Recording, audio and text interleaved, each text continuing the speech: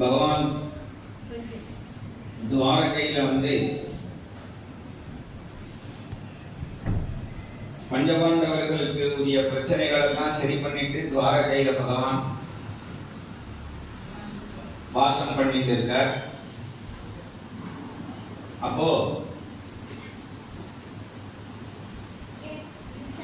கர்ப்பத்துல ஒரு சிசுவை பகவான் ரட்சித்தான். அந்த குழந்தை எப்படி வளர்ந்துட்டு வருது? கர்ப்பத்திலேயே அந்த பகவான் வந்து அங்குஷ்டமாத்திரம் அமலம் ஸ்புரத்புரடமௌலினம் அபீட்ச தரிசனம் ஷாமம் தடித்வாச சமச்சுதம் ஸ்ரீமத்தீர்க்க சதுர்பாகும் தப்தகாஞ்சன குண்டலம் ஷடஜாக்ஷம் ததாபாணிம் ஆத்மனஹ சர்வதோதிஷம். அங்குஷ்டமாத்திரம்னு பகவான் வந்து ஒரு ஜான் அளவுக்கு பகவான் கர்ப்பத்திலேயே குழந்தைக்கு வந்து காட்சி கொடுக்கிறாராம். கர்ப்ப சாட்சாத்காரம், கர்ப்பத்திலேயே பகவான சாட்சாத்காரம் பண்ணது. பகவான் கர்ப்பத்திலேயே காட்சி கொடுக்கறதுனால இந்த குழந்தைக்கு வந்து கர்ப்பவாசம் சிரமமாவே இல்லைங்கிறார். 10 மாசம் ஆயிடுத்து. பகவான் வந்து கர்ப்பத்தில் மறைஞ்சி போயிடுறார்.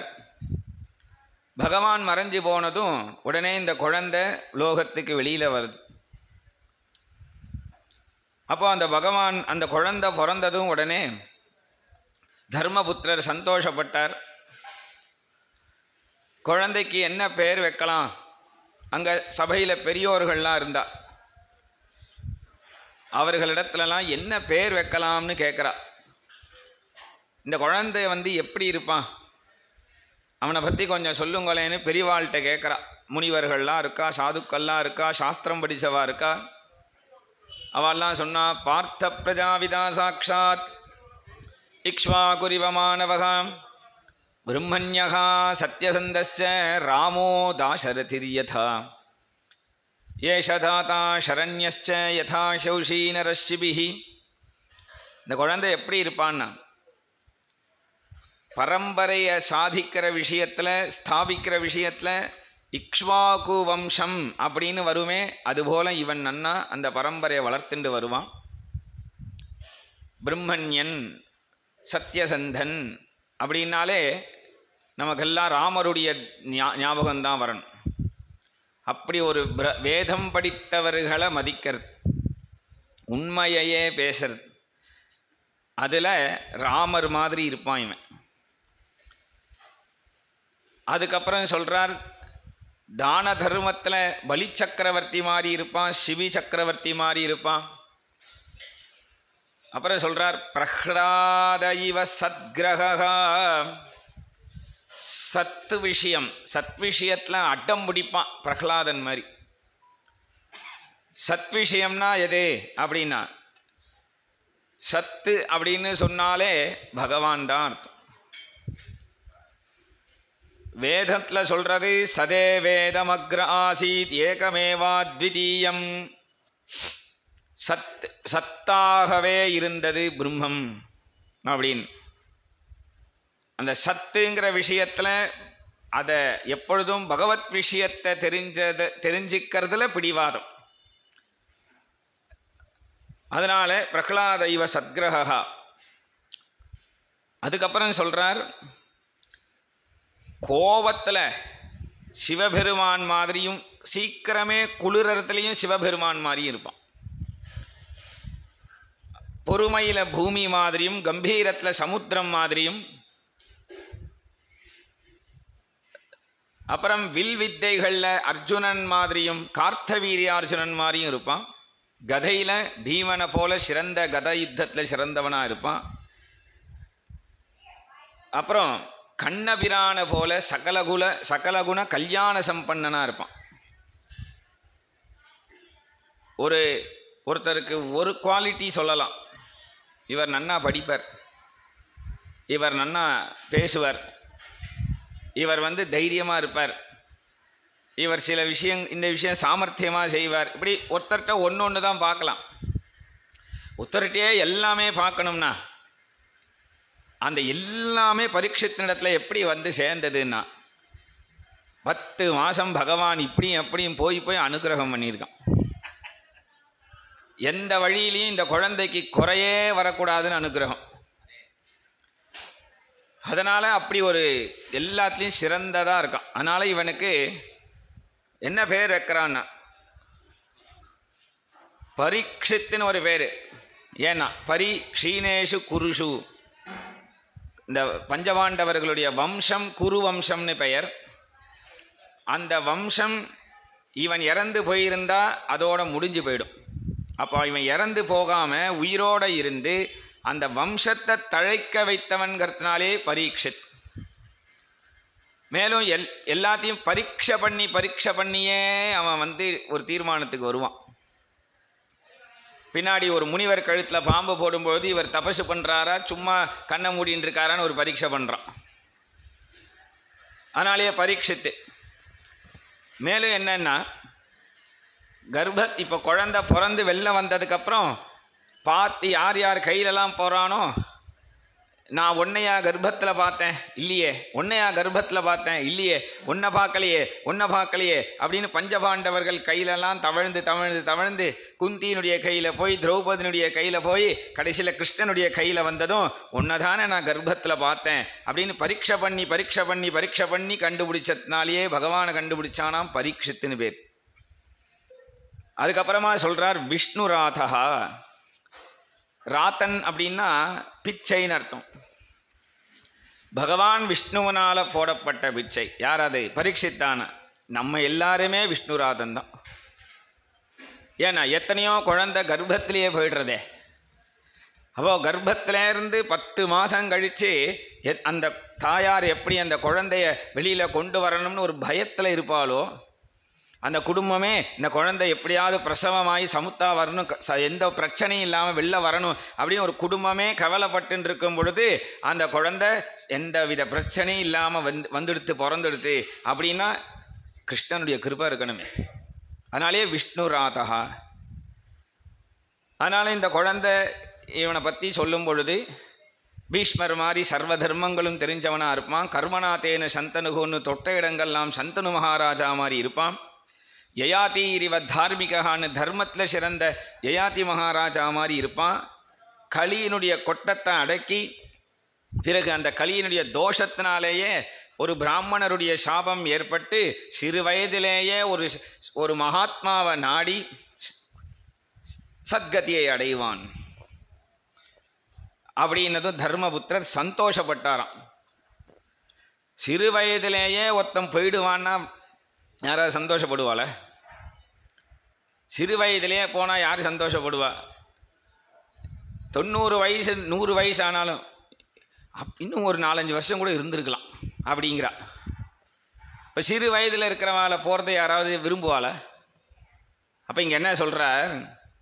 ஒருத்தர் 100 வயசு வரைக்கும் இருந்து 100 வேண்டாம், கொஞ்சம் குறைச்சிப்போம்,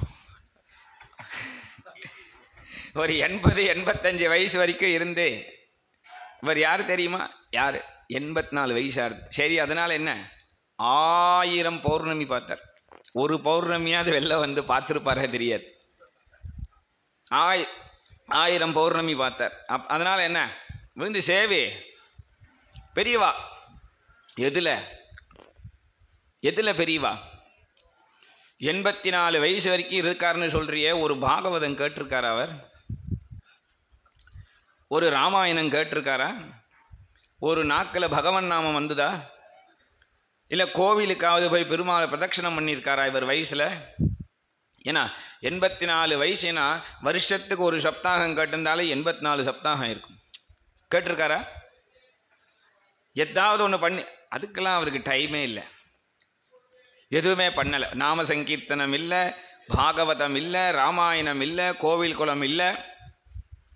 அப்புறம் இவரெல்லாம் பெரியவான்னு சொல்லாத. ஏன்னா இவருக்கு சாஸ்திரம் ஒரு பேர் சொல்கிறது. என்ன சொல்கிறது? இவர் நடமாடக்கூடிய பிணம். அதே ஒரு சிறு வயசிலேயே ஒரு குழந்தை சத்சங்கத்தில் உட்காந்துட்டு கை தட்டிண்டு நாமா சொல்லிண்டு பாகவதம் திடீர்னு கேட்டு ராமாயணம் கேட்டு அந்த குழந்தை ஒரு சிறு வயதிலேயே உயிர் போயிடுத்துனா கவலைப்படாத அவன் கிருஷ்ணன் திருவடி அடைஞ்சிட்டான். அதனால் தர்மபுத்திரர் அந்த ஒரு மகிமை, சத்சங்க மகிமை அவருக்கு தெரியுங்கிறதுனால சிறு வயதிலேயே இவன் பகவத் சரணாரவிந்தத்தை அடைஞ்சிடுவான்னதும் அதுதான் பிரயோஜனம் அப்படின்னு சந்தோஷப்பட்டார். அப்படியே குழந்தை வளர்ந்துட்டு வருது. இந்த விதுரர்னு ஒருத்தர் தீர்த்த யாத்திரையாக போயிருந்தார். அந்த விதுரர் தீர்த்த யாத்திரைகள்லாம் முடிச்சுட்டு துவாரகையில் கிருஷ்ணன் இருப்பான்னு நினச்சி போய் பார்த்து அங்கே கிருஷ்ணன் இல்லைன்னு தெரிஞ்சு வைகுண்டம் போயாச்சுங்கிறதெல்லாம் கேள்விப்பட்டு உத்தவனை பார்த்து இங்கே தர்மபுத்திரர் தான் இப்போ ராஜ்யத்தில் இருக்காருன்னு சரி ஒரு 4 வார்த்தை பேசிட்டு அந்த தர்மபுத்திரனிடத்தில் திருதராஷ்டிரன் அண்டி இருக்கான். அவனுக்கும் கொஞ்சம் உபதேசம் பண்ணி வைராக்கியத்தை உண்டு பண்ணி அவனை கொஞ்சம் நல்ல வழிக்கு திருப்பி அழிச்சுட்டு போகணும் அப்படின்னு வரார் விதுரர். விதுரர் வராருன்னும் பொழுதே இந்த இடத்துல தர்மபுத்திரர் ரொம்ப சந்தோஷப்படுறார். ஏன்னா விதுரர் எங்கே போயிட்டார்? தீர்த்த யாத்திரைக்காக போயிட்டார். அங்கேருந்து தர்மபுத்திரர் வந்தார். பவத்விதா பாகவதாக தீர்த்தபூதா ஸ்வயம் விபோ தீர்த்தி குர்வந்தி தீர்த்தானி ஸ்வாந்தஸ்தேன கதாபிருதாக. உங்களை போன்ற பரம பாகவதோத்தமர்கள்லாம் தீர்த்த யாத்திரை பண்ணணுமான்னு. தீர்த்த யாத்திரை யாருக்கு? யார் நிறையா பாவம் பண்ணியிருக்கானோ, யாருக்கு ரொம்ப கஷ்டங்கள் துக்கங்கள் கவலைகள்னு நிறையா இருக்கும், அவன் தீர்த்த யாத்திரை பண்ணட்டும். போய் அதில் குளிச்சான்னா அந்த தீர்த்தம் அவனுக்கு ஒரு நல்லதை செய்யும். அப்போ பாவிகள்லாம் போய் குளிக்க வேண்டிய தீர்த்தத்தில் சாதுக்கள் போய் என்னத்து குளிக்கணும்? ஏன்னா இவாளுக்கும் பாவம் இருக்குமோ அப்படின்னு நினைக்கக்கூடாது. ஏன்னா பாவிகள்லாம் போய் குளிச்சு தீர்த்தத்தையே பாவம் கொண்டு வந்துடுறா. அப்போ அந்த தீர்த்தம் எங்கே போய் தன்னை சரி பண்ணிக்கும்?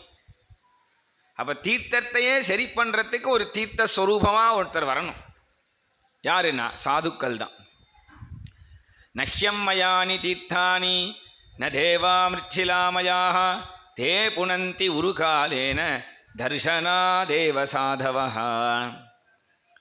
தீர்த்த யாத்திரைன்னு பல போக வேண்டாம். சாதுக்களுடைய திருவடியில் நாம் ஜலத்தை எடுத்து பாத பூஜை பண்ணி அந்த ஜலத்தை தலையில் புரோக்ஷணம் பண்ணி வாயில் நம்ம எடுத்துட்டோம்னா தீர்த்த பிரசாதமாக அதுவே சர்வ தீர்த்தத்துக்கும் போன பலன்டன். அப்போ சாதுக்கள் போகிறதுக்கு காரணம் தீர்த்தத்துக்கே ஒரு பெருமையை கொடுக்கறது. அதனால் நீங்கள் என்னத்துக்கு இவ்வளோ சிரமப்பட்டேல்? அப்புறம் சொல்கிறார் சித்தப்பா, நாங்கள் கஷ்டப்பட்டு இருந்த காலத்தில் கூடவே இருந்தேலே, இப்போ நாங்கள் சௌக்கியமாக இருக்கோம், நீங்கள் இல்லவே இல்லையே. பாகவதம் இங்கே சொல்லித்தரார். என்ன சொல்லித்தரார்? ஒருத்தன் கஷ்டம் படும் பொழுது கூடவே இரு. உன்னால் ஃபினான்ஷியலாக ஹெல்ப் பண்ண முடியாட்டாலும் ஃபிசிக்கலாக இரு. இதெல்லாம் சரியாக போயிடும், கவலைப்படாத, நாம் ஏதாவது நம்மளால் முடிஞ்சதை பண்ணுவோம் அப்படி இரு. ஏன்னா விதுரர் அவ்வளவு துணையாக இருப்பாராம் பஞ்சபாண்டவர்கள். எல்லாம் ஒரு காலம் சரியாயிடும்பா. அதே ஒருத்தன் சௌக்கியமாக இருக்கும்போது கிட்டையே போகக்கூடாதான். ஏன்னா சௌக்கியமாக இருக்கன்னு தானே நீ இருக்க அப்படின்னு வந்துடும். இதெல்லாம் பாகவதம் மேனேஜ்மெண்ட் சொல்லித்தருது நமக்கு. அதனால் இந்த இடத்துல சரி வந்தது தான் வந்தேன், இனிமேல் இருக்கிற காலம் அரண்மனையிலே இருங்க அப்படின்னு சொல்ல உடனே விதுரர் என்ன பண்ணார்? திருதராஷ்டிரன் எங்கன்னு கேட்டுட்டு போகிறார். திருதராஷ்டிரனுக்கு சொல்லிட்டா விதுரர் வந்திருக்காருன்னு. என்ன இருந்தாலும் யுத்தம் பண்ண மாட்டேன்னு போயிட்டார் விதுரர். விதுரர் ஏன் யுத்தம் பண்ணலை? துரியோதனன் ரொம்ப திட்டினான். பெரியவாளை திட்டினதுனாலே அவன் அழிஞ்சு போனான். ஆனால் என்ன எதுக்காக திட்டணும் அவன்? விதுரர் அதுக்காக எவ்வளவோ அவமானத்தை தாங்கின விதுரர், ஆனால் கடைசியில் யுத்த சமயத்தில் மட்டும் நான் இங்கே யுத்தமே பண்ண மாட்டேன்னு வில்ல வச்சுட்டு போயிட்டார். ஏன் அப்படின்னா இதெல்லாம் கிருஷ்ண வேலை. விதுரருடைய வில் விஷ்ணு தனுஷம். அவர் மட்டும் அந்த துரியோதனனுடைய சைன்யத்தில் இருந்தார்னா அவரை கடைசி வரைக்கும் அழிக்கவே முடியாது. கிருஷ்ணன் பார்த்தான், இவர் இப்படி ஏதாவது ஒன்று கலப்பி விட்டோம்னா அந்த யுத்தத்துக்கு இவர் வரமாட்டார், அப்போ இந்த விஷ்ணு தனுஷும் பிரயோஜனப்படாது, பேசாமல் வச்சுட்டு போயிடுவார் அப்படின்னு சொல்லி கிருஷ்ணன் இதை மாதிரி கலப்பி விட்டு இப்படி அனுப்பி வச்சிருக்கான். அதனால் அந்த விதுரர் என்ன இருந்தாலும் யுத்தத்தில் இல்லாததுனால இப்போ திருதராஷ்டிரன் 100 பசங்களை இழந்துட்டான். அப்போ நம்ம ஒருத்தரை இறந்து போயிட்டா ஒருத்தர் அவாத்துக்கு நாம் என்னைக்கு போனாலும் 1 மாதம் கழிச்சோ 4 மாதம் கழிச்சோ 1 வருஷம் கழிச்சோ போகும்போது முதல்ல அந்த துக்கத்தை விசாரிக்கணும். அதனால் திருதராஷ்டிரனை பார்த்து, அண்ணா 100 பசங்க போயிட்டாலே அப்படின்னு அழறார். உடனே திருதராஷ்டிரன் சொல்கிறான், விதுரா 100 பசங்க போனதெல்லாம் எனக்கு கவலையே இல்லை. ஏன்? இன்னைக்கு நான் எவ்வளோ சௌக்கியமாக இருக்கேன் பாரு. பீமா என்னை என்னம்மா கவனிச்சுக்கிறான்.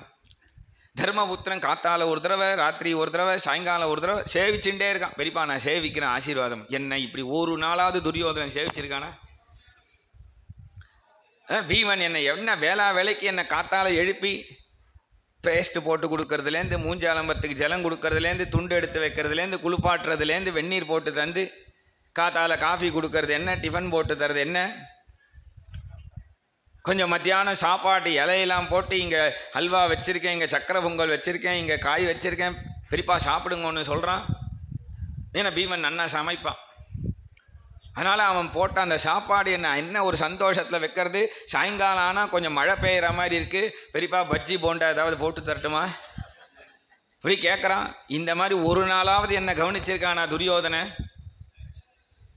சே, நான் இப்போ தான் நிம்மதியாக இருக்கேன், சௌக்கியமாக இருக்கேன். உடனே பார்த்தார் விதுரர், நான் என்னமோ நினச்சின்னு வந்து இப்போ என்னமோ ஆகிடுத்தே.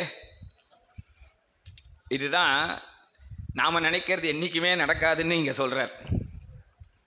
இப்படியே நினச்சேன், அப்படியே நடந்துடுது அப்படிங்கிறான். விதுரருக்கே அந்த கதி தான். சரி, விதுரர் பார்த்தார், இப்போ இவர் இங்கேருந்து கிளம்பவே மாட்டார் போல இருக்க, இப்போ இவரை கிளப்பணும். என்ன பண்ணார், இவர் என்னெல்லாம் பெருமையாக சொன்னாரோ, இதுதான் இப்பெல்லாம் பேசுகிறாளே நெகட்டிவையே பாசிட்டிவாக பேசுறது அப்படின்னு சொல்கிறாள்ல. நீங்கள் நிறையா ஃபேஸ்புக்கு வாட்ஸ்அப்லாம் பார்த்தேன்னா உங்களுக்கு மெசேஜ் வரும், உன்னுடைய நெகட்டிவிட்டியே பாசிட்டிவாக எடுத்துக்கோங்கிறான். அதில் அவனு பெருசாக அவனும் புதுசாலாம் கண்டுபிடிக்கல, பாரதத்தில் இருக்கிறது தான். இப்போ இந்த திருதராஷ்டிரன் பேசின பாசிட்டிவையே நெகட்டிவாக பேசுகிறார் விதுரர். அடே அண்ணா, நீ பஞ்சபாண்டவர்களுக்கு எவ்வளவு துரோகம் பண்ணியிருக்க. இன்னைக்கு அவ ஆத்துலேயே உட்காந்து சாப்பிட்ற உன் நிலமை பற்றியா? எந்த பீமனுக்கு குழக்கட்டையில் விஷத்தை கலந்து கொடுத்தியோ, இன்னைக்கு அந்த பீமன் சமைச்சு போட்டதை சாப்பிட்ற. அவன் எப்பயாவது நீ பண்ணதை ஞாபகம் வந்ததுன்னா என்ன ஆகும் தெரியுமா? உனக்கு ஒரு விஷம் வச்சிருவான். உனக்கு இவ்வளவு வயசாகிடுத்து இன்னமும் வைராக்கியம் வரலையே. பீமன் காலை பிடிச்சி விட்றான், சாப்பாடு போடுறான், இன்னைக்கு கீரை கூட்டு பண்ணித்தரேன்னு சொல்லியிருக்கான், நாளைக்கு உருளைக்கிழங்கு காய் பண்ணித்தரேன்னு சொல்லியிருக்கான். இப்படி நாக்கை இதுலேயே வளர்த்துட்டு போறியே. உன்னுடைய 100 பசங்க அவெல்லாம் இருப்பான்னு நினச்சிட்டு பஞ்சபாண்டவர்களை எதிர்த்துட்டு இருந்த, அவள் செத்து போயிட்டா. நாளைக்குன்னு இந்த பஞ்சபாண்டவர்களும் என்ன சாஸ்வதமாவா இருக்க போறா? அவளும் கிளம்பி போயிடுவா, நீ மட்டும் இருந்து என்ன பண்ண போற? கொஞ்சமாவது வைராக்கியத்தை வச்சுக்கோ. இன்னமும் வயசாயிடுத்து அப்படின்னும் பொழுது, வயசானதுக்கு அப்புறம் என்ன பண்ணுறா? இன்னைக்கு பால் 2 லிட்டர், இன்னைக்கு 2 லிட்டர் ஆகிடுத்தே, நேற்றுக்கு 1.5 லிட்டர் தானே வாங்கினோம் கணக்கு எழுதுறா. காஃபி போடுறது இந்த மாதம் ரொம்ப ஜாஸ்தியாக போயிடுது, டெலிஃபோன் பில்லும் இப்படி போயின்னு இருக்கு, இந்த மாத கணக்கை சரியே பண்ண முடியல, இவ்வளோ பணம் ஆறுது. இப்படி எனக்கு வயசானதுக்கு அப்புறம் என்னத்துக்கு இது? தான் அந்த கணக்கை பார்ப்பேன், தான் பண்ணுவேன், இதிலெல்லாம் விட்டுடணும். எப்போ ஒரு ஏஜ் ஆகிடுத்தோ பகவத் விஷயத்துக்கு வந்துடணும். எனக்கு அதுக்கு சம்மந்தமே இல்லை. இவ்வளவு காலம் இருந்தாச்சு, குழந்தைகளுக்காகவும் குடும்பத்துக்காகவும் ஒரு காலம் வரைக்கும் இருந்துட்டோமா, அதுக்கப்புறம் இனிமேல் நீ பார்த்துக்கோ, முக்கியமான விஷயத்துக்கு வரேன் அப்படின்னு சொல்லி போயிடணும். அதனால் திருதராஷ்டிரனுக்கு இல்லை இந்த உபதேசம், நமக்கு தான். அதனால் இந்த இடத்துல சொல்கிறார், உனக்கு கொஞ்சமாவது புத்தி வேண்டாமா? இன்னும் எவ்வளவு நாள் தான் நீ உயிரோடு இருக்க போகிறன்னு நினைக்கிற? உன் மனசை கொஞ்சம் பகவானிடத்தில் திருப்பு. இன்னும் நீ இப்படியே இருந்து ரொம்ப காலம் நல்லா சௌக்கியமாக இருக்கலாம்னு நினைக்காத. ஏன்னா உனக்கு ஆரம்பத்திலேயே கண்ணு குருடாக போயிடுத்து, ஒரு இந்திரியம் போயாச்சு. இருக்கிற இந்திரியத்தை வச்சுட்டு இவ்வளோ ஆட்டம் போட்டுருக்க. அதனால என்னன்னா கொஞ்சம் வைராக்கியத்தை அடைன்னு சொல்கிறார். உடனே திருதராஷ்டிரன் சொன்னான், எவ்வளோ உபதேசம் எவ்வளோ தடவை பண்ணியிருக்கார் பாவம் விதுரர், ஒரு தடவை கூட அது இங்கே வாங்கி இந்த பக்கம் போயிடும்.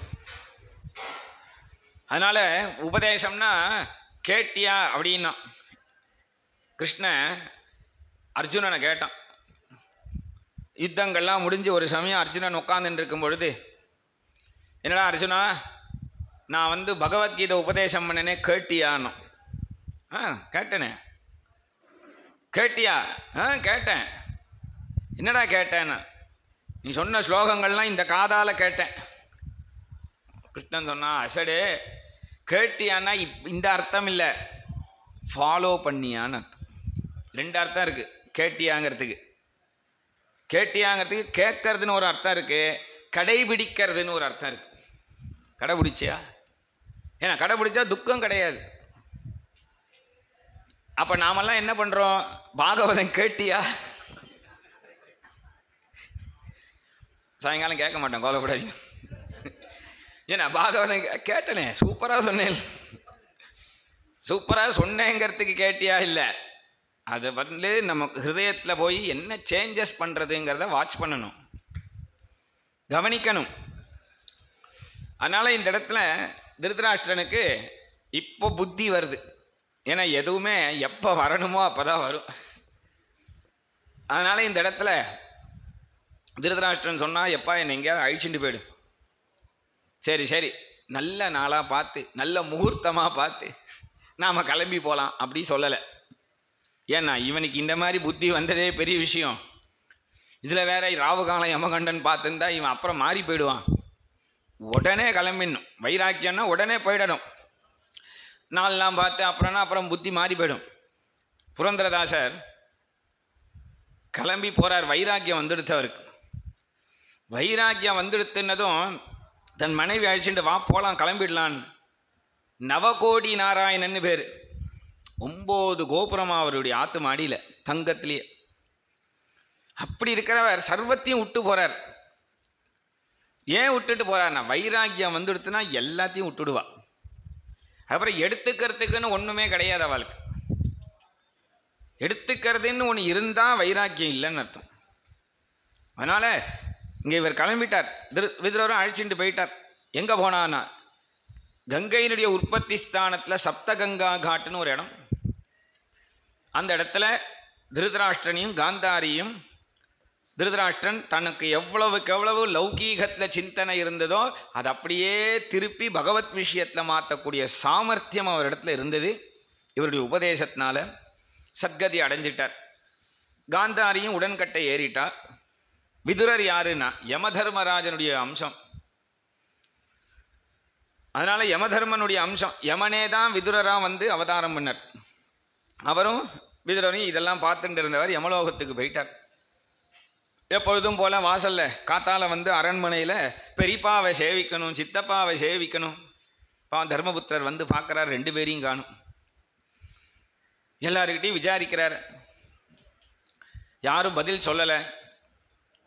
எங்கே போனார்னு தெரியலையேன்னு கவலைப்படுறார். வாசலுக்கு வரார். நாரதர் வரார். என்னப்பா தர்மபுத்திரா என்ன? இது மாதிரி பெரியப்பாவை சேவிக்கலான்னு பார்த்தேன். பெரியப்பா சித்தப்பா எங்கே போனா தெரில. வயசான காலத்தில் கண்ணு தெரியாத நேரத்தில் இப்படி ஆயிடுத்தே, எனக்கு ஒரே கவலையாக இருக்குது. அவளெல்லாம் தேடாத. ஏன்? வைராக்கியம் வந்துடுத்து. வேதாந்த விசாரம் பண்ண காட்டுக்கு போயிட்டா. நான் வேணா போய் அழிச்சுன்னு வந்துடுறேன், பிரயோஜனப்படாது.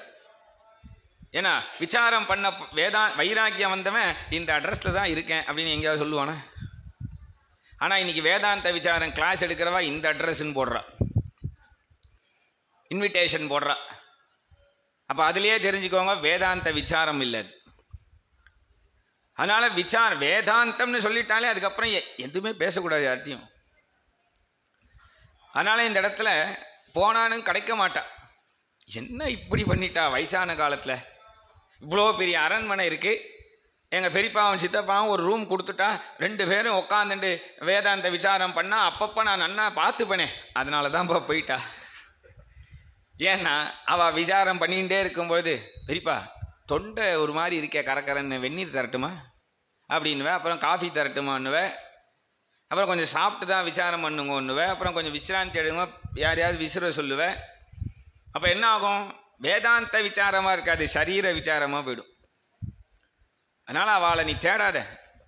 உடனே ஓன்னு அழறார் தர்மபுத்திரர். கவலைப்படாதப்பா, இந்த லோகத்தில் யார் யார் எதுக்காக வந்திருக்காளோ அவளுடைய அந்த நாடகம் முடிஞ்சு போயிடுத்துனா வேஷத்தை கலைச்சி போக வேண்டியது தான் அப்படின்னு சொல்லி தானும் ஆகாச மார்க்கமாக நாரதர் கிளம்பி போயிட்டார். உடனே தர்மபுத்திரர் பீமனோட சபையில் வந்து உட்காரும் பொழுது சொல்கிறார், பீமா, நாரதர் சொன்னதை கேட்டியாப்பா?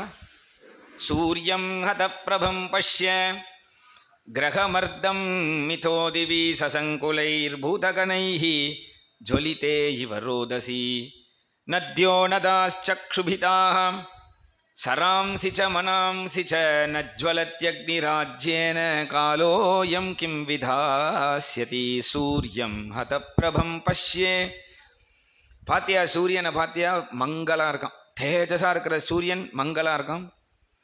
கிரகங்கள்லாம் அங்கேயும் இங்கேயும் ஆடுறது, பூதகணங்கள்லாம் என்னை பார்த்து சிரிக்கிறது, தெருவில் போனால் நாயெலாம் என்னை பார்த்து ஊழையிடுறது, நரி ஊழையிடுறது, ஆகாசத்துலேருந்து கொல்லிக்கட்டை வந்து விடுறது. இதெல்லாம் பார்த்தா வேற யுகம் வரப்போறதோன்னு தோன்றுறது. இந்த இந்த லோகத்தில் அவதான் பிறந்தவா எல்லாரும் அந்த பிறப்பை முடிச்சுட்டு போக காலம் வந்துடுத்துன்னு சொன்னால் இதுக்கு ஆரம்பம் கிருஷ்ணன் தானே. அப்போ அந்த கிருஷ்ணன் இருக்கானா இல்லையான்னு நமக்கு தெரியலையேப்பா விஷயம் எதுவும். ஏன் அர்ஜுனன் கிருஷ்ணனோடையே போய் 5 மாதம் ஆயிடுத்து, 7 மாதம் ஆயிடுத்து. அர்ஜுனன் என்ன ஆனான்னு தெரியல என்று இப்படி கவலைப்பட்டு பேசிகிட்டே இருக்கும் பொழுது அர்ஜுனன் வரான். சிங்கம் மாதிரி சீரிண்டு வரக்கூடிய அர்ஜுனன் இன்னைக்கு நடந்து கூட வர முடியாமல் துவண்டு போய் தாடி வளர்த்துண்டு உடம்பெல்லாம் புழுதி படிந்து ரொம்ப சிரமப்பட்டு வரான். அது அர்ஜுனன் தானான்னு கண்டுபிடிக்கவே டைம் ஆகிடுத்தான். அப்படி வரான் அவன். அர்ஜுனா, ஏன்பா இப்படி ஆயிடுத்து? நீ வந்து ரதத்தில் வரலையா, நடந்து வந்தியா? துவாரகையில் எல்லாரும் சௌக்கியம்தானே? வசுதேவன் தேவகி சௌக்கியமா? உக்ரசேனர் சௌக்கியமா? பிரத்யும்னன் அனிருத்தன் சௌக்கியமா? ருக்மிணி தேவிகள்லாம் சௌக்கியமா? பலராமன் சௌக்கியமா? நம்ம கோவிந்தன் சௌக்கியமா? கோவிந்தன் சௌக்கியமான்னு கேட்டதுமே அர்ஜுனன் கதறி அழறான். வஞ்சிதோகம் மகாராஜ ஹரினா பந்துரூபினா ஏனமே பகிருதம் தேஜகா தேவ விஸ்மாபனம் மகத். வஞ்சிதோகம் மகாராஜ, நம்மளெல்லாம் வஞ்சனை பண்ணி ஏமாத்திட்டு போயிட்டான்னா. யாரையுமே ஏமாற்ற மாட்டான், உன்னை ஏமாற்றவே மாட்டானேப்பா அர்ஜுனா. அப்படிதான் நினைச்சேன், எல்லாம் என்னுடைய பலம்னு நினைச்சேன். எஸ்ய க்ஷண வியோகேன, எப்பேற்பட்ட சபையா இருந்தாலும் சரி, எந்த இடமா இருந்தாலும் கிருஷ்ணன் இருந்தா பிரகாசமா இருக்கும், அவன் இல்லைன்னா அந்த இடமே சூன்யமா இருக்கும். அண்ணா எல்லாம் எம்பலம்னு நினைச்சேன். மத்ஸ்யத்தை அடிச்சு திரௌபதியை கைப்பற்றின பராக்கிரமம், கந்தர்வர்களை புறமுதுகிட்டு ஓடச் செய்த பராக்கிரமம், நிவாத கவச்சர்களை யுத்தத்தில் ஜெயித்த பராக்கிரமம். மகாபாரதத்தில் துரோணாச்சாரியார், பீஷ்மாச்சாரியார், கிருபாச்சாரியார், அஸ்வத்தாமன், கர்ணன், இத்தனை பேரை அடக்கி ஆண்ட பராக்கிரமம். இன்னைக்கு எனக்கு நடந்து வரக்கூட சக்தி இல்லையே. இவ்வளவும் கிருஷ்ணனுடைய பலம் இப்ப நான் புரியுறது. நர்மான்யுதார ருச்சிரஸ்மித சோபிதானி ஹே பார்த்த ஹே அர்ஜுன சகே குருநந்தனேதி சஞ்சல்பிதானி நரதேவ ஹிருதி ஸ்பிருஷானி ஸ்மர்த்துர்லுட்டந்தி ஹிருதயம் மம மாதவஸ்ய. நர்மானி உதார ருச்சிரஸ்மித சோபிதானி. உலகமே அந்த கிருஷ்ணனுடைய சிரிப்புல தான் பிரகாசமா இருந்தது. அந்த மந்தகாச வதனன் மறைஞ்சு போயிட்டானே. எல்லாரும் கிருஷ்ணனை எப்படி கூப்பிடுவா? ஏய் கிருஷ்ணா, கோபாலா, ஷாமசுந்தரா, தாமோதரா, எப்படி கிருஷ்ணனை விதவிதமாக கூப்பிடுவாளே, அந்த கிருஷ்ணன் என்னை எப்படி கூப்பிடுவான் தெரியுமா? ஹே பார்த்தா, ஹே அர்ஜுனா, குருநந்தனா. ஹே பார்த்தா, அர்ஜுனா, குருசிரேஷ்டா. இப்ப யாரு கூப்பிட்டாலும் கிருஷ்ணன் கூப்பிடுற மாதிரி ஆகுமா? பகவத்கீதைங்கிறத எனக்கு உபதேசம் பண்ணான். சரி, அந்த பகவத்கீதையை சொல்லி கொஞ்சம் சமாதானம் ஆகலான்னு பார்த்தா அதுலேருந்து ஒரு ஸ்லோகம் கூட ஞாபகம் இல்லையேங்கிறான். குமதே ரகம்மே. இதெல்லாம் ஒரு நாடகம்னு இப்போ நான் தெரியறது. இதுக்கு முன்னாடி வைகுண்டம் போகும்பொழுது கூட என்னை அழைச்சிட்டு போனான், இப்போ விட்டுட்டு போயிட்டானே என்று அர்ஜுனன் புலம்புறதை பார்த்தார் தர்மபுத்திரர். சும்மாவே பயம் ஜாஸ்தி தர்மபுத்திரருக்கு. இப்போ கிருஷ்ணரும் இல்லை, அர்ஜுனன் இப்படி புலம்புறான். இனிமேல் இந்த லோகம் நமக்கு இல்லை. அது அந்த நிலை ரொம்ப கஷ்டம். எல்லாரும் கைவிட்ட நிலை. அப்போ தர்மபுத்திரர் பார்த்தார், இனி இந்த சிம்மாசனத்துக்கு நம்ம தகுதி இல்லை. பஞ்சபாண்டவர்களோட கிளம்பிட்டார். மந்திரிகளை பார்த்து சொன்னார், பரீட்சித்து பெரியவனானதும் அவனுக்கு பட்டம் கட்டுன்னு சொல்லி மந்திரிகளிடத்தில் ராஜ்யத்தை ஒப்படைச்சார். பஞ்சபாண்டவர்கள் கிளம்பிட்டா. ஏன்னா இவெல்லாம் தேவர்கள். சாட்சாத்து தர்ம தேவதையே தர்மபுத்திரராக வந்தார். வாயு பகவான் தான் பீமன், தேவேந்திரன் தான் அர்ஜுனன், அஸ்வினி குமாரர்கள் தான் நகுல சகாதேவன். இவ 5 பேருக்கு 5 மனைவி, ஆளுக்கு ஒரு மனைவி இருக்கா தேவர்களில். ஆனால் இங்கே 5 பேருக்கு சேர்த்து ஒரு சக்தியாக வந்தது தான் திரௌபதி. தனித்தனியாக வரவானான்னு. அதனால் அப்பேற்பட்ட பஞ்சபாண்டவர்கள் கிளம்பி சொர்க்காரோகணம் போனான். திரௌபதி கேள்விப்பட்டா, உங்களுக்கு தான் சொர்க்கமா, எனக்கு எதுவும் கிடையாதா? கிருஷ்ணா, எத்தனை கஷ்டத்துலலாம் என்னை காப்பாத்தின, இப்போ கை விட்டுடுவியானி? கிருஷ்ணா பிரபோ கிருஷ்ணான்னு சொன்னா அவளும் மூச்சை விட்டா, பகவான் அடைஞ்சிட்டா. குந்தி கேள்விப்பட்டா, கிருஷ்ணான்னு சொன்னா அவளும் பகவான்கிட்ட போயாச்சு. பஞ்சபாண்டவர்களும் போயாச்சு, குந்தி போயாச்சு, திரௌபதி போயாச்சு. எந்த ராஜ்யத்துக்காக அப்படி ஒரு சண்டை நடந்ததோ இந்த கௌரவர்களும் போயாச்சு, பாண்டவர்களும் போயாச்சு. கடைசியாக ஒரு குழந்தை அம்போன்னு விட்டுட்டு போயிட்டா தனியா. அப்போ அம்போன்னு விட்டுட்டு போயிட்டா, இனிமேல் இந்த வம்சத்துக்கு கதியே கிடையாது. இந்த குழந்தை என்னைக்கு பெரியவனாகி இனி என்ன ஆப்போறதோ தெரியலையேன்னு கவலைப்பட வேண்டியிருக்க, இங்கே அழகா சுகபிரம்மம் சொல்றார், ததப் பரீட்சித் த்விஜவரிய சிக்ஷயா மஹி மகாபாகவத ஷசாசக யதா ஹி சூத்யாம் அபிஜாத கோவிதாக சமாதிஷன் விப்ரமஹத் குணஸ்ததா. ததஹான்னு ஆரம்பம். ததஹாங்கிற வார்த்தைக்கு என்ன மகிமைன்னா, சுந்தரகாண்டத்தில் முதல் ஸ்லோகமே ததோ ராவண நீதாயா சீதாயா சத்ருகர்ஷணக இயேஷ பதமன்வேஷ்டும் சாரணாச்சரிதே பதி. அங்கேயும் ததஹான்னு ஆரம்பம். ததஹாங்கிறதுக்கு என்னன்னா, ராவணனால தூக்கி செல்லப்பட்ட சீதா பிராட்டியை தேடிண்டு ஹனுமார் தனியாக போகிறார். அப்படின்னதும் ஆஞ்சநேய பக்தர்கள்லாம் வருத்தப்படுவாள்ல, ஐயோ நம்ம ஹனுமார் தனியாக போகிறாரே, கடலை தாண்டணுமே, அங்கே ராவணனை சந்திக்கணுமே, இவ்வளோ பேர் கஷ்டத்தெல்லாம் சந்தித்து எப்படி அவர் சீதையை பார்ப்பார், என்ன ஆப்போறதோ தெரியல நம்ம ஆஞ்சநேயருக்கு அப்படின்னு கவலைப்பட வேண்டியிருக்க, அங்கே வால்மீகி பகவான் சொல்கிறார் ததஹா.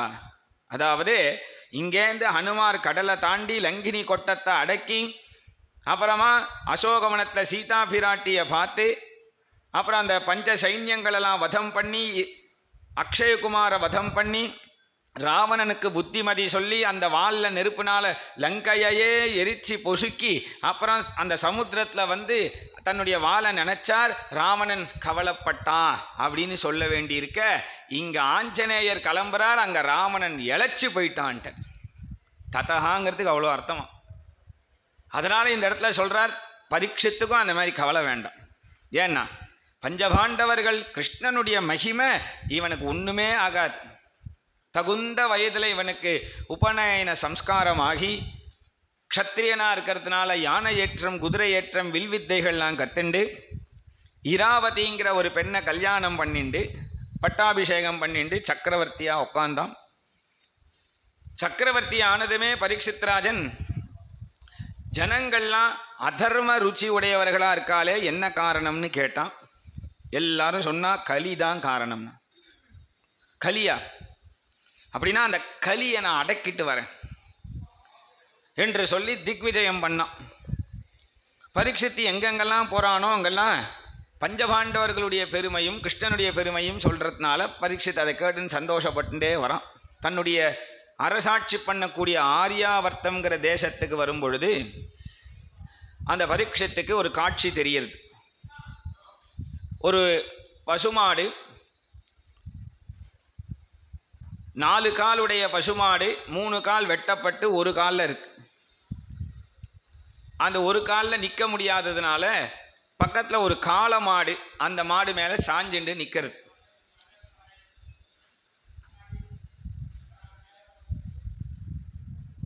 தப்பாக சொல்லிட்டேன். 4 காலுடைய அதாவது பசுமாடு அங்கே ஓன்னு அழுதுன்னு இருக்கு.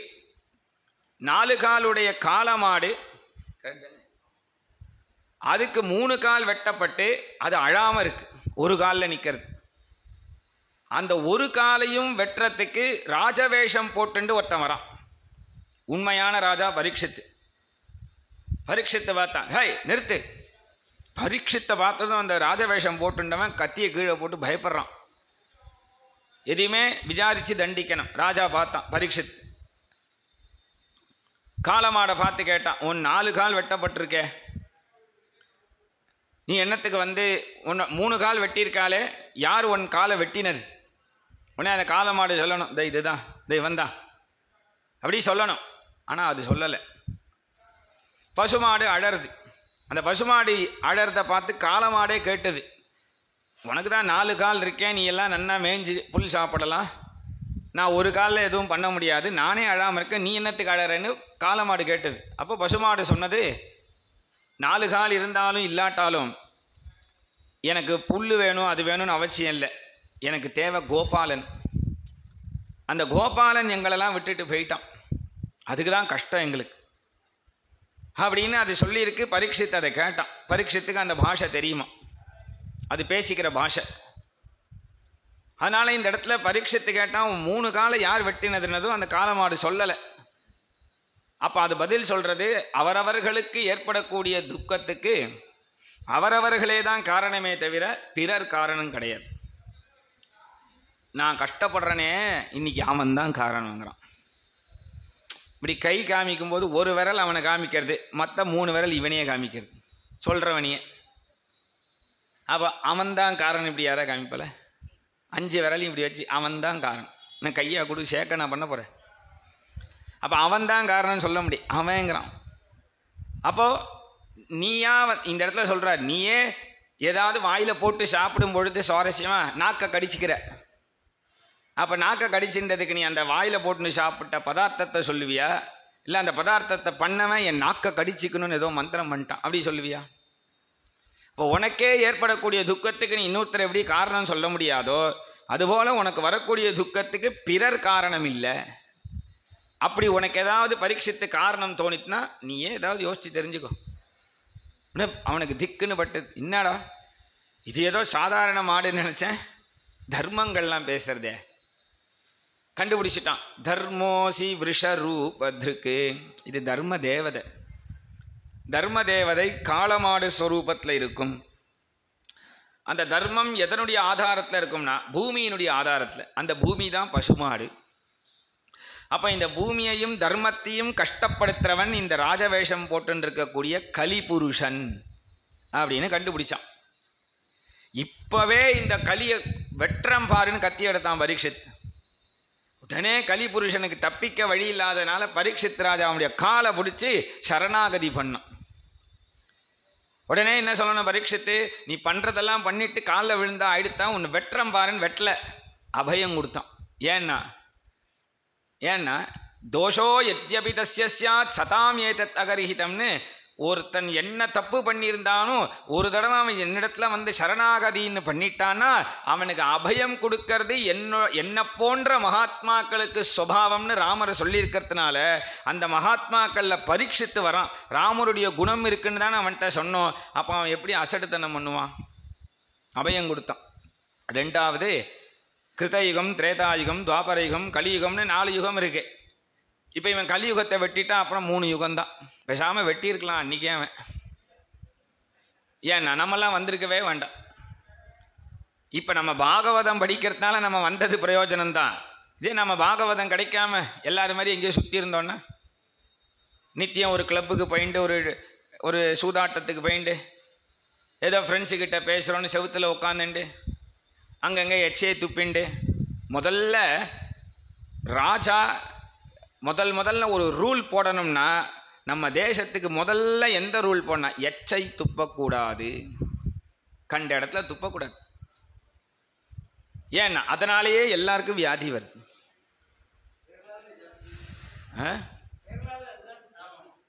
எல்லா ஊர்லேயும் இருக்கு. டெல்லியில் நீங்கள் போகவே முடியாது. ஆமாம் ஆமாம், எப்போ பாரு காரை தரப்பான், துப்பின்ண்டே இருப்பான், டப்புன்னு காரை மூடுவான். அதனால் எந்த ஊர் போனாலும் துப்பின்ண்டே தான் இருக்கா. அந்த துப்புற பழக்கம் அவளுக்கு எப்படி தான் இருக்கும். அதனால் நமக்கு தாங்க முடியாது. அதனால் இந்த இடத்துல சொல்கிறார், கலி அப்படிங்கிற ஒரு யுகம் பெருமாளால் உண்டாக்கப்பட்டது. அதை நம்ம அழிக்கிறதுக்கு தகுதி இல்லைன்னு பேசாமல் இருந்தான். கலிக்கு இடம் கொடுத்தான். முதல்ல 4 இடம் கொடுத்தான். ஜூதம் பானம் ஸ்திரியசூனா எத்திர அதர்மஸ் சதுர்விதா. சூதாடுற இடத்துல போயிரு, மதுபானம் பண்ணுற இடத்துல இரு, கொலை பண்ணுற கொள்ளை அடிக்கிற இடத்துலலாம் இரு, வேஷ்யாஸ்திரி சங்கமத்தில் இரு, எல்லாம் கொடுத்தான். அவன் சொன்னான், இதை 4 போராது, இன்னும் ஏதாவது ஒன்று கொடுன்னா. இந்த 1+1 ஆஃபருங்கிறதே முதல்ல பரீட்சித்து கொண்டு வந்ததான். ஏன்னா ஒன்று பண்ணால் ஒன்று வாங்கினா கடையில் 1 ஃப்ரீ தரால, அது முதல்ல பரீட்சித்து தான் கொடுத்தான். சூதாடினா அதில் பொய்ன்னு ஒன்று சொல்ல வேண்டும். இப்போ பொய்க்கு ஒரு தண்டனை. அதனால் 1த்துக்கு 1 தண்டனை, 1த்துக்கு 1 தம்பியாக இருக்காங்க பொய் சொல்கிறது. அப்படி ஒன்றொன்னா வரும்பொழுது அதர்மத்துக்கு உபயோகப்படக்கூடிய பணத்திலையும் இரு. ரஜோ வைரம் ச பஞ்சம். அதனால் விரோதத்திலையும் இரு. நீ பணத்திலையும் இரு. பணம்னா அதர்மத்துக்கு நிறையா போகிறது. கொலை பண்ணுறதுக்கு பணம் கொடுக்குறாளாம், நம்ம பார்க்கல. சூதாடுறதுக்கு பணம் வச்சு தான் சூதாட்டம். மதுபானம்னாலும் பணம்தான். இப்படி இதுக்கெல்லாம் பணம்தான். இதுக்கெல்லாம் பிரதானமாக இருக்குது பணம். அதனால் இந்த அதர்மத்துக்கு உபயோகப்படக்கூடிய இதுலையும் என்று சொல்லி பஞ்சசீலம்னு பேர். இந்த 5ல் ஏதாவது ஒன்று இருந்தால் கூட கலி வந்துடுவான். ஆனால் பரீட்சித்துடைய ராஜ்யத்தில் இந்த 5ம் இல்லாமல் பண்ணிட்டான். அதனால் கலிக்கு ரொம்ப கோபம் பரீட்சித்து மேலே, தான் வளர முடியலையேன்னு. இப்படி பரீட்சித்து சொல்லிட்டு ஒரு நாள் பரீட்சித்து வேட்டையாட காட்டுக்கு போனான். கொலை பண்ணுற இடத்துல இருந்து பரீட்சித்து தான் இடம் கொடுத்தான். இவன் இப்போ பரீட்சித்து என்ன பண்ண போகிறான், போய் ஒரு வேட்டைனா அங்கே கொலை. க்ஷத்ரியர்களுக்கு வேட்டையாடுறதுங்கிறது தர்மம். ஆனால் கலிக்கு க்ஷத்ரியன், அதாவது பொய் சொல்லக்கூடாதுன்னு ஒன்று இருக்கு இல்லையா. யார் சொல்லக்கூடாது? புருஷாலாம் பொய் சொல்லக்கூடாது, ஸ்திரீகள்லாம் சொல்லலாம். இல்லை ஸ்திரீகள் சொல்லக்கூடாது, புருஷா தான் பொய் சொல்லலாம், ரெண்டுமே கிடையாது. இல்லை இது புருஷா இதெல்லாம் வேண்டாம். பிராமணன் பொய் சொல்லக்கூடாது, அப்போ வேறு வர்ணத்தவன் பொய் சொல்லலாம், அப்படியும் கிடையாது. இல்லைப்பா இது அப்படி இல்லை, இந்துக்கள்லாம் பொய் சொல்லக்கூடாது, முஸ்லீம்லாம் பொய் சொல்லலாம், கிறிஸ்டின் சொல்லலாம். ஏன்னா அவள் தான் அதை சொல்லிகிட்டே இருக்கா, எப்போ பாரு பொய் தான் சொல்லிகிட்டு இருக்கா. நம்மக்கிட்டேருந்தே எல்லாத்தையும் காப்பி அடிக்கிறா. இன்றைக்கி பார்த்தா துவஜஸ்தம்பம் கூட வச்சுருக்கா, வாகனங்கள் பண்ணுறா. கருட வாகனம் மாதிரி அவளும் வாகனம். ஏன்னா அவள் பெருமாள் அதில் புறப்பாடாம். அப்புறம் பாருங்க ஒரு ஆச்சரியம், டெய்லி பஜனை பண்ணுறா. அதுக்கப்புறம் என்னடான்னா அகஸ்தியர்னு நம்மள்கிட்ட ஒரு ரிஷி, அதை காப்பி அடித்து அகஸ்டின்னு பேர் வச்சுக்கிறா. எல்லாம் நம்மள்கிட்டேருந்து காப்பி. பரிசுத்த ஆத்மாங்கிறா. எங்கே அவருக்கு என்ன தமிழை தெரியும்? அவருக்கு அவர் தமிழ் ஊரே கிடையாது, நம்ம இந்தியாவே கிடையாது. இந்தியாவே இல்லாத அவரை இங்கே கோவில் கோயிலாக கட்டுறா. அதே நம்முடைய பாரத நேஷ்னல் லாங்குவேஜ் ஹிந்தி, அது இந்த ஊரில் வேணாம் போடாங்கிறான், ஹிந்தி போடாங்கிறான் அசடு. டெல்லியில் பேசுகிற ஹிந்தி நம்ம ஊருக்கு வரக்கூடாதுன்னா எங்கேயோ பிறந்த ஜீசஸ் எதுக்கு இங்கே வரணும்? ஒரு கடவுளாகவே இருக்கட்டும், அவர் இங்கே வரணும் அவசியமே இல்லையே. அப்போ என்ன ஆறுது? இது மாதிரி எல்லாம் அவ பண்ணுற இந்த பொய் பித்தலாட்டம் இதெல்லாம் பாரு. நாங்கள் உங்களை மாதிரியே மடிசார் கூட கட்டிக்கிறாளாம். அதில் மடிசார் கட்டிக்கிறா, பஞ்சகச்சம் கட்டிக்கிறா, புறப்பாடு பண்ணுறா. எதுக்கு இதெல்லாம்? இதை மாதிரி பாருங்கன்னு வீடியோ காமிச்சு உங்கள் கடவுள் தான் இங்கே இருக்காருன்ற மாதிரி சொல்லி நம்ம கடவுளை எடுத்து அங்கே ஜீசஸை வைக்கிறதா இந்த பிளானு. இது என்னத்துக்கு? இது உன் கடவுள் இருக்குன்னு சொல்லு, நன்னா வாழ்த்து பாராட்டு, நீ உன்னோட வச்சுக்கோத, பிறருக்கு சொல்லணும்னு அவசியம் இல்லை. அதனால் இந்த இடத்துல பரீட்சித்ராஜன் கொலை அந்த வேட்டையாட போனால் ரொம்ப தூரம் போயிட்டான், ஒன்றும் கிடைக்கல, பசி தாகம். அதனால் திருப்பியும் வரான், வழி தெரியல அவனுக்கு, மாறி போயிட்டான் ரொம்ப தூரம். திருப்பி வரும் பொழுது அந்த பசிதாகத்திலே ஒரு முனிவருடைய ஆசிரமத்தை கண்டான், ஷமீகர்னு பெயர். அவரோ கண்ணை மூடிண்டு தபசு பண்ணிட்டு இருக்கார். கண்ணை மூடி தபசு பண்ணுற அவர்கிட்ட போயிட்டு, நான் பரீட்சித்ராஜன் வந்திருக்கேன், சக்கரவர்த்தி வந்திருக்கேன், எனக்கு பசிக்கிறது, தாகமாக இருக்குது, எதா கொடு. அவர் சுயநினைவில் கோமாவில் இருக்கிற ஒருத்தட்ட போயிட்டு, நான் தான் வந்திருக்கேன், என்ன தெரியறதா உங்களுக்கு? சித்தப்பா தெரியறதா? நான் யார் தெரியறதா தாத்தா? நான் அவருக்கே கோமா இருக்குப்பா, அவருக்கு ஒன்றுமே தெரியாது. இது கோமா மாதிரி இல்லை தபசுங்கிறது. ஏன்னா கோமாவில் இருக்கிறவா நடிக்க கூட நடிக்கலாம், தபசு நடிக்க முடியாது. நடித்தா கண்டுபிடிச்சிடலாம் ஈஸியாக.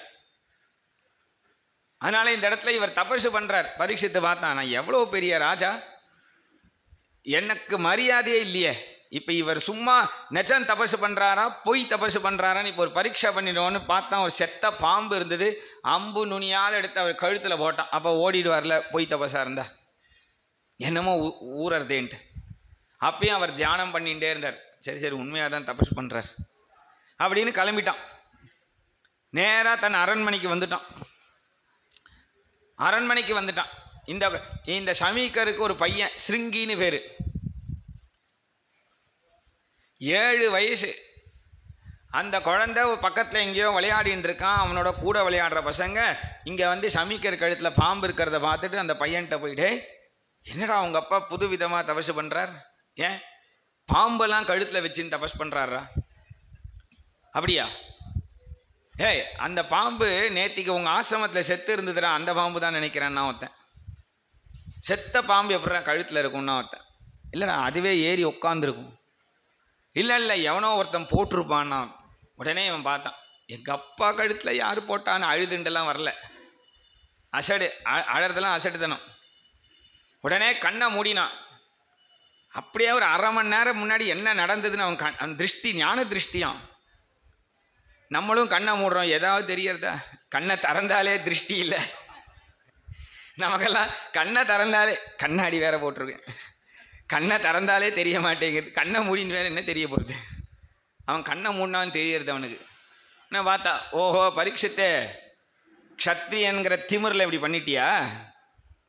நீ க்ஷத்ரியன்னா உனக்கு தோல் வலிமை ஜாஸ்தி, நாங்கள்லாம் பிராமணர்கள், எங்களுக்கெல்லாம் நான் வலிமை ஜாஸ்தி. நான் வலிமைன்னா வளன்னு பேசிகிட்டே இருப்போம், அந்த வலிமை இல்லை.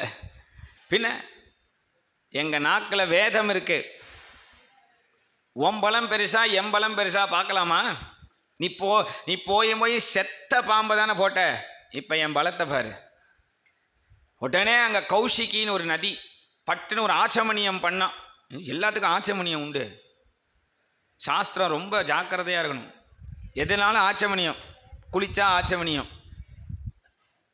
காத்தாலேருந்து ஆச்சமணியத்துக்குன்னே ஒரு சொம்பை எடுத்துன்னு ஐடியில் ஒர்க் பண்ணுறவா பாவம், யோசிச்சு பாருங்க. ஆச்சமணியம் பண்ண முடியுமா அவளால்? இருங்க, நான் இப்போ தான் பாத்ரூம் போயிட்டு வந்தேன், ஆச்சமணியம் பண்ணிக்கிறேன் அப்படின்னா அங்கே ப்ரோக்ராம் பண்ணுவாளா, ஆச்சமணியம் பண்ணுவாளா? அதனால் சாஸ்திரம் ரொம்ப ஜாக்கிரதையாக இருக்கணும். சொல்கிறது எல்லாத்துக்கும் ஆச்சமணியம். குளிச்சா ஆச்சமணியம், பாத்ரூம் போனால் ஆச்சமணியம், சாப்பிட்றதுக்கு முன்னாடி ஆச்சமணியம், சாப்பிட்டதுக்கப்புறம் ஆச்சமணியம். எப்போ ஆச்சமணியமே காத்தாலேருந்து எப்போ நின்றே இருந்தால் வேறு மற்ற காரியம்லாம் எப்போ பண்ணுறது? அவள் பாருங்க சொல்லலவா அதெல்லாம். ஏன்னா நாம் வேறு மற்ற எந்த காரியமும் பண்ணாமல் சாஸ்திரத்தை தான் பண்ணணுங்கிறதுக்காக அவள் அப்படி வச்சுருக்கா. நாம் அதை தவிர மீது எல்லாம் பண்ணிட்டுருக்கோம். அதனால் இந்த குழந்தை ஒரு ஆச்சமணியம் பண்ணால் கமண்டல ஜலத்தை அப்படி எடுத்தான். பரீட்சித்தை பார்த்து சொன்னான், இதி லங்கித மரியாதம் தக்ஷக சப்தமேகனி தங்ஷதி ஸ்ம குலாங்காரம் சோதித்தோமே ததத்ருகம். யாருக்கும் எந்த அபராதமும் செய்யாத என்னுடைய அப்பா, அவருடைய கழுத்தில் எவன் இந்த செத்த பாம்பை போட்டானோ அவனை இன்றிலிருந்து 7வது நாள் தக்ஷகன்ற தேவலோக பாம்பு தீண்டக் கடவது அப்படின்னும். சாபத்தை கொடுத்துட்டு குழந்தை ஓடி வந்து அப்பாவுடைய கழுத்துலேருந்து பாம்பு எடுத்து போட்டு அழறான். அது வரைக்கும் தபசு பண்ணவர் இப்போ கண்ணை முடிச்சுட்டார். ஏன்னா பையன் அழறான்ல. அப்போ இவர் தபசு பொய்யானா? தபசு பொய் இல்லை, ஒரு காரணம் இருக்குது. எல்லாத்துக்கும் ஒரு காரணம் உண்டு. இப்படி கண்ணை திறந்தார். இவன் அழறத பார்த்தார். ஏன்டா அழற? யாரும் அடிச்சிட்டாளா? பாம்பு கிம்பு எதாவது கடிச்சிருத்தா என்ன? அப்படிலாம் கேட்கல. என்னடா உன் முகத்தில் தேஜஸே இல்லை, யாரையாவது சபிச்சியான்னு. ஏன்னா கொஞ்சம் பவர் வந்தால் குங்குமம் வந்துறேன், இந்த பக்கமாக விபூதி வர வைக்கிறேன், அதெல்லாம் பிரயோஜனப்படாது. அதெல்லாம் கொஞ்சம் எங்கேருந்தோலாம் வர வைக்க முடியும், திடீர்னுலாம் வர வைக்க முடியாது. அதெல்லாம் உண்டாக்க முடியாது. ஒரு இடத்துலேருந்து ஒரு இடத்துல வர வைக்கிற மந்திரம் அதெல்லாம் லட்சத்தில் இவ்வளோ தடவை கோடி தடவை நீ ஆவர்த்தி பண்ணால் தானே வரும் அதெல்லாம். ஆனால் அதெல்லாம் பிரயோஜனம் இல்லை. அஷ்டாங்க யோகத்தில் அதெல்லாம் சொல்கிறார். அதெல்லாம் வழி மாறி போயிடும், தடம் மாறி கொண்டு போயிடும். அதனால் இந்த இடத்துல என்னடா யாரடா சபிச்ச? இவர் கண்ணை மூடினார். ஏன்னா பையனுக்கே அந்த சக்தினா இவருக்கு இருக்காதா? கண்ணை மூடினார். பரீட்சித்து பண்ணது இவன் பண்ணது. இவனை பார்த்து சபாஷ் அப்படி சொல்லலை. ஏன்டா அவனை போய் சபிச்ச? மகாத்மாடாம அவனுடைய அரசாட்சி இப்படி இருக்கிறதுனால்தான் நாம் நிம்மதியாக தபஸ் பண்ணுறோம். அவனை போய் சபிச்சிட்டிய. நீ பண்ணதுக்கு சபாஷ்ன்னு சொன்னால் அது அந்த பரீட்சித்துக்கும் பகவானுக்கும் பண்ணுற அபச்சாரம். ஒரு சிஷ்யனை கூப்பிட்டார். இதை பரீட்சித் ராஜாவுக்கு சொல்லி அனுப்பிடு. 7 நாள். ஏன் 7 நாள்னா? ஒரு வாரத்துக்கு 7 நாள் தானே, அதனால் 7 நாள். ஒரு வாரத்தில், அதாவது ஒரு மனுஷனுக்கு 7 நாளில் என்றைக்கோ மரணம் வந்து தான் ஆகணும். அது திங்கக்கிழமையோ செவ்வாய்க்கிழமையோ புதன்கிழமையோ வியாழனோ வெள்ளியோ சனியோ ஏதோ ஒரு நாள். அப்போ 7 நாள்னு ஏன் இந்த பையன் சாபம் கொடுத்தான்னா, அந்த 7 நாளில் இந்த பரீட்சித்து பாகவதம் கேட்க போகிறான். அப்போ 7 நாளில் ஒருத்தர் பாகவதம் கேட்கும் பொழுதே உயிர் போச்சுன்னா மோட்சத்துக்கு போகணுன்னு. அதான் 7 நாள் விதி வச்சுட்டார். அதனால் பரீட்சத்துக்கு சொல்லி அனுப்பு. அவன் குடும்பத்துக்கு ஏதாவது செய்யட்டும், ராஜ்யத்துக்கு செய்யட்டும், இல்லை ஜனங்களுக்கு செய்யட்டும், இல்லை அவன் ஆத்மாவுக்கு பிரயோஜனமாக ஏதாவது செஞ்சுக்கட்டும் என்று சொல்லி அனுப்பினார். பரீட்சித்ராஜன் பசி தாகம் தானே இப்படி ஒரு காரியம் பண்ணான். அப்போ நேராக அரண்மனைக்கு வந்து இலை போட்டு சாப்பிடணும். சாப்பாடு நினைவே இல்லை. ஏன்னா ஒரு சாதுவுக்கு இப்படி ஒரு அபச்சாரம் பண்ணிட்டு எனக்கு ஆகாரம் தேவையா? தலையை தொங்க போட்டுண்டே சபையில் வந்து உட்காந்தான். ராஜா ரொம்ப சோகமாக இருக்கிறத பார்த்து அவனை குஷிப்படுத்துறதுக்கு சில பேர் மாகதிகள் வந்திகள்னு இருப்பா, ஸ்தோத்திரம் பண்ணுறவா. அவள் சொன்னா, நம்ம ராஜா எப்பேற்பட்ட வம்சத்தில் வந்திருக்கார். தொட்ட இடங்கள்லாம் தங்கமாகக்கூடிய சந்தனு மகாராஜா தோன்றின வம்சம், யயாதி மகாராஜா தோன்றின வம்சம், சர்வ தர்மங்களும் தெரிஞ்ச பீஷ்மர் தோன்றின வம்சம். இப்படி பரம்பரையா தர்மம் தர்மம் தர்மம்னு வந்ததுனால சாட்சாத்து தர்ம தேவதையே தர்மபுத்திரரா அரசாட்சி பண்ண சிம்மாசனத்தில் நம்முடைய பரீட்சித் மகாராஜா இன்னொரு தர்மபுத்திரர் மாதிரி உட்கார்ந்துட்டு இருக்கார். அப்படியே பரீட்சித்து கூனி போயிட்டான். தர்மபுத்திரர் எப்பேற்பட்ட மகாத்மா! ஒரு எறும்புக்கு கூட துன்பம் விளைவிச்சது இல்லையே அவர். நான் ஒரு மகாத்மாவை அபச்சாரம் பண்ணிட்டுனா வந்திருக்கேன். துவாரகாதீசனான கிருஷ்ணா, இப்படி ஒரு அபச்சாரம் பண்ணுறதுக்காக என்ன நீ கர்ப்பத்தில் இருந்து காப்பாத்தின? ஜனங்கள் தப்பு பண்ணினா அரசன் தண்டிப்பான்னு சொல்லுவா. அரசன் தப்பு பண்ணியிருக்கேன், நீ தானே தண்டிக்கணும். அதனால் சொன்னா, நீ என்னுடைய இஷ்ட தெய்வமாகில், என் குல தெய்வமாகில், இப்பேற்பட்ட ஒரு பாபத்துக்கு எனக்கு நீ தண்டனை கொடு என்று சொன்னதும் அந்த ரிஷி அனுப்பின சிஷ்யன் வரான். மகாராஜா, நீங்கள் எந்த முனிவருடைய கழுத்தில் பாம்பை போட்டேலோ அவருடைய பையன் உங்களை இன்றிலிருந்து 7வது நாள் உங்களுக்கு தக்ஷகன்ற பாம்புனால தீண்டப்பட்டு மரணம்னு சொல்லிட்டான். இதை கேட்டதும் எவன் என்ன தண்டிக்கிறது அப்படி போல உடனே பரீட்சித்து பட்டுன்னு சிம்மாசனத்திலேருந்து எழுந்தான். ராஜ்யத்தை தியாகம் பண்ணினா, சர்வ ஆபரணங்களையும் களைஞ்சான், ராஜபூஷணங்கள் வஸ்திரங்களெல்லாம் களைஞ்சி கிரீடத்தை கைட்டி வச்சு. ஏன்னா எப்போ ஒரு சாதுவை மதிக்க தெரியலையோ இனிமேல் எனக்கு இந்த ராஜ்யம் இல்லை. மர உரிய உடுத்தின்டான், கையில் ஒரு தர்பாசனத்தை எடுத்துட்டான், கங்கை கரைக்கு வந்து உட்காந்துட்டான். கங்கை கரையில் உட்கார்ந்த பரீட்சித்துக்கு என்ன கவலையா, ஏதாவது என்ன அவனுக்கு என்ன இப்போ தாபமா என்னன்னு கேட்டா, அருமையான சத்சங்கத்தை இழந்துட்டேன், மனைவியை இழந்ததோ குழந்தை இழந்ததோ ராஜ்யத்தை இழந்ததோ சொத்தை இழந்ததோ அதெல்லாம் கவலை இல்லை, அருமையான ராஜ்யம் சத்சங்கம் கிடைச்சிருந்ததே அதை இழந்துட்டேனே. இனி என்னை யாராவது ஒரு சாதுக்கள் மதிப்பால? ஏன்னா ஒரு சாதுவுக்கு அவமரியாதை பண்ணால் அது எல்லா சாதுவுக்கும் பொருந்தும். கவலைப்பட்டுருக்கான், இனி எனக்கு சத்சங்கம் கிடைக்குமா, அடுத்த பிறவிலையாவது சத்சங்கத்துக்கு போகக்கூடிய அப்பா அம்மாவுக்கு நான் புத்திரனா பிறப்பனா அப்படின்னு கவலைப்படும் பொழுது ஆயிரக்கணக்கான முனிவர்கள் வரா. தத்ரோபஜக்முர் புவனம் புனானாக அத்ரி வசிஷ்டர் செவனர் சரத்வான் அரிஷ்டநேமி பிருகு அங்கிரஸ் காதிசுதர் உதத்யர் இந்திரப்பிரமதர் இத்மவாகர் மேதாதிதி தேவலர் ஆர்ஷிஷேனர் பாரத்வாஜர் கௌதமர் பிப்பலாதர் மைத்ரேயர் ஔர்வர் கவஷர் கும்பயோனி, இப்படி வரிசையா நாரதர், வரிசையா அத்தனை முனிவர்கள். இவெல்லாம் யாரு? பிரம்ம ரிஷி, ராஜரிஷி, தேவரிஷின்னு கேட்டகிரி. நாரதர் வரார். நாரதர் வரும் பொழுது இவரை பிரம்ம ரிஷின்னு சொல்லலையாம், ராஜரிஷின்னு சொல்லலையாம், தேவரிஷின்னு இல்லை, பகவான் நாரதஸ்ச அப்படிங்கிறார். பகவானே வரான் நாரத ரூபத்தில். எந்த ரிஷி கழுத்தில் பாம்பை போட்டால் அவர் வந்திருக்கார். ஏன்னா பரீட்சத்துக்கு இப்போ என்ன ஆப்போறது பார்க்கணும், எல்லாரும் பார்க்க. பரீட்சித்தே, என்னப்பா நீயா இப்படி ஒரு தப்பு பண்ண, உனக்கா இப்படி ஆயிடுத்து, சாபம் உனக்கா? பரீட்சித்து சொன்னான், அலம், யாருக்கு சாபம் இல்லை பாபம் இல்லை. அப்போ அதை பேசி நேரத்தை வீணடிக்க வேண்டாம். பின்ன அருமையான 7 நாட்கள் இருக்கு, அதனால தசத்வலம் காயத விஷ்ணு காதா. அந்த அருமையான 7 நாளில் எனக்கு யாராவது கிருஷ்ணனுடைய கதைகளை சொல்லுங்களேன். உடனே இருக்கிறதுலே வசிஷ்ட, உட்காருப்பா, ராமருக்கே நான் தான் உபதேசம் பண்ணேன் தெரியுமா, உட்கார், அப்படி சொல்லலை. வியாசர் அப்படி இருக்கார், நாரதர் பேசாமல் இருக்கார், மைத்ரேயர் பேசாமல் இருக்கார், எல்லா ரிஷிகளும் பேசாமல் இருக்கா. ஒருத்தர் நீங்கள் சொல்லுங்க, நாங்கள்லாம் சொல்லக்கூடாது. ஏன்?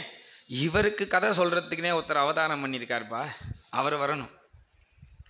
இவருக்கு கதை சொல்கிறதுக்குனே உடனே யார் வரப்போறான்னு பார்த்தா, எங்கேயோ காட்டில் சஞ்சாரம் பண்ணிட்டு இருந்த சுகபிரம்ம முனிவர் தத்ரா பவத் பகவான் வியாசபுத்திரகா யதிருச்சயாகாம் அடமானோனபேக்ஷகா அலக்ஷலிங்கோ நிஜலாபதுஷ்டகா விருதஸ்ச பாலைஹி அவதூத வேஷகா.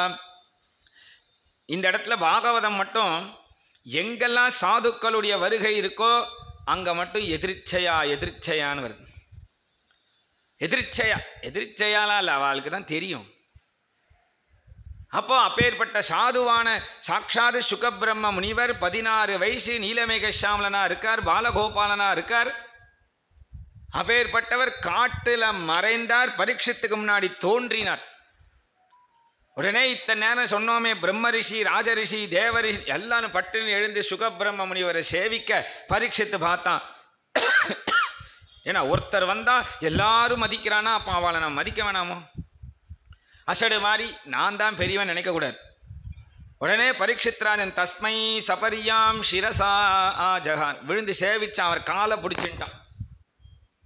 ஏன்னா கோதோகன மாத்திரம், அவர் பசுமாட்டுக்கு பால் கறக்கிற நேரம் தான் ஒரு இடத்துல இருப்பார் சுகர், அங்கேன்னு கிளம்பிடுவார். அதனால் அதுக்குள்ளே இவர்கிட்ட நல்லதை கேட்டுக்கணும். அதனால் அவரை பார்த்தான். அகோ அத்யவயம் பிரம்மன் சத்சேவ்யா க்ஷத்ரபந்தவா கிருபயா அதிதி ரூபேன பவத்பிஹி தீர்த்தகா கிருதாக. ஆஹா, என்ன பாக்கியம் இன்னைக்கு நான் பண்ணியிருக்கேன். ஏன்னா உங்கள் வருகை கிருபயா அதிதி ரூபேன, என்ன ஒரு பாக்கியம். என் பெருமை ஒன்றும் இல்லை சுவாமி, என் பாண்டவர்கள் அவா பண்ணின ஒரு பெருமைக்கு எந்த ஒன்றுமே இல்லை. அவளுடைய மகிமை தான் இன்னைக்கு உங்களுடைய தரிசனம். கர்ப்பத்தில் என்ன கிருஷ்ணன் காப்பாத்தினான். கர்ப்பத்தில் காப்பாத்தினியடா கிருஷ்ணா, இந்த ஒரு அசத்காரியத்தை பண்ணிட்டனே அப்படின்னு நான் இத்தனை நேரம் நினச்சி கவலைப்பட்டேன். இப்படி ஒரு அசத்காரியம் பண்ணிட்டனே, இனிமேல் கிருஷ்ணா நீ எனக்கு இல்லையா, எனக்கு சாதுக்கள் இல்லையான்னு கவலைப்படும் பொழுது உங்கள் ரூபத்தில் அனுக்கிரகம் பண்ணி அபயம்னு சொல்கிறானே, நான் இருக்கேன்டா. அதனால் ஏதோ என்னுடைய பெருமையை பேசலை சுவாமி. நான் பேச வேண்டியது என்னன்னா, யத் ஸ்ரோதவ்யம் மதோ ஜப்யம் யத் கர்த்தவ்யம் நிருபி பிரபோ ஸ்மர்த்தவ்யம் பஜனீயம் வா ப்ரூஹி யத்வா விபர்யம். ஒரு மனுஷன் பிறந்தான்னா அவன் எதை கேட்கணும், அவன் எதை பார்க்கணும், அவன் எதை பேசணும், எதை வாயில் போட்டுக்கணும், அவன் உயிர் வாழ்வதற்கு பிரயோஜனம் என்ன? அருமையான கேள்வி கேட்டான். வாழ்க்கை வாழ்வதற்கான பிரயோஜனம் என்னன்னு ஒரு அருமையான கேள்வி. அதனால் அப்பேற்பட்ட பரீட்சித்ராஜன் சுகபிரம்ம முனிவரிடத்தில் வந்து சரணாகதி பண்ணுறான். அவன் வந்து பண்ணலை, அவன் இருக்கிற இடத்துல சுகபிரம்ம முனிவரே வந்துட்டார். ஏன்னா பரீட்சித் மகாராஜன் அப்பேற்பட்ட மகாத்மாவாக இருக்கிறதுனால அந்த பரீட்சித்ராஜன் சுகபிரம்மரிடத்தில் வந்து எதை கேட்கணும், எதை பேசணும், வாழ்க்கை வாழ்வதற்கான பிரயோஜனம் என்னன்னு கேள்வி கேட்டான். அதனுடைய அர்த்தத்தை நாம் நாளைக்கு வந்து உபன்யாசத்தில் கேட்கலாம். இன்றைக்கி இதோட உபன்யாசத்தை நிறுத்திக்கலாம். கோபிகா ஜீவனஸ்மரணம்.